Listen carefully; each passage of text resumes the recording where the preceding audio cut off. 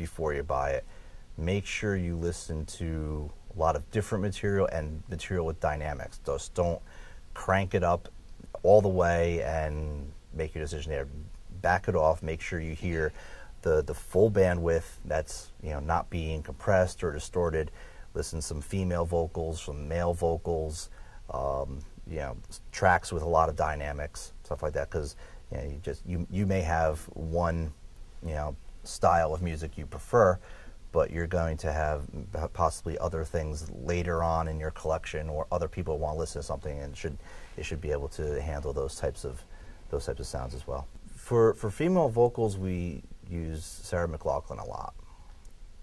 That was one track. There's a couple of tracks of hers that's very, very difficult to reproduce in a couple sections, and we've gone days trying to make sure that we got those couple of seconds of that section ironed out. Do you remember that song? Angel? Is that the name of it? I don't know. I'm asking. I don't know. I can sing it.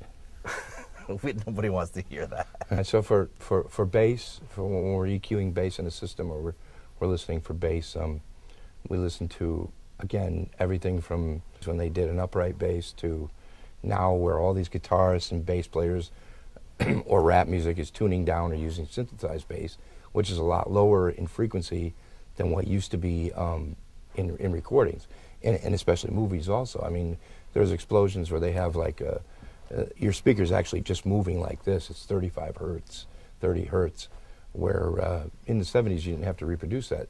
So we have to listen to all kinds of music again to try to get that bass so it compensates for the lack of bass in the older recordings. Yeah, something as for bass content in songs now from something like Nickelback, Godsmack, or Disturbed is completely different than what the bass reproduction of a speaker used to be years ago. The style, you have to stay current with the styles in order to make sure that you are able to reproduce what people are listening to now. I think one of the best ways that I like to listen to something is eyes closed.